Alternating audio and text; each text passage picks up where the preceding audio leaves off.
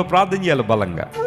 ఏవైతే అవిధేయతలు ఇంకా నీ హృదయంలో ఉండిపోయినాయో, ఏవైతే బలహీనతలు ఇంకా నీకు నీ దేవునికి అడ్డొచ్చేస్తున్నాయో, ఆయనలో ప్రార్థన చేయలేకుండా, సహవాసించకుండా, దేవునితో సత్సంబంధాన్ని కొనసాగించకుండా, ఆయన విలువలు, ఆయన రాజ్య విధానాలు పాటించకుండా, దేవుని పర్పస్ నీ జీవితంలో నెరవేర్చబడకుండా ఏవైతే నీకు అడ్డుగా వస్తున్నాయో, కిల్ దెమ్, వాటిని హతమార్చాలి.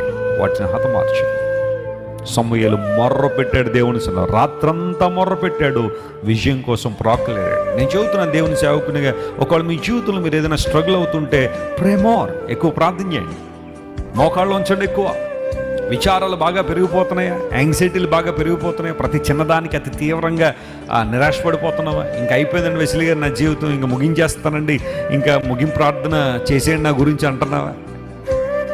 చాలాసార్లు ఇదే పరిస్థితి. ఎవరిని బట్టో నువ్వు మత్సరపడద్దు ఎప్పుడు కూడా. దేవుడు ఎవరిని ఆశీర్వదించినా సంతోషంగా దేవుని స్తుతించు.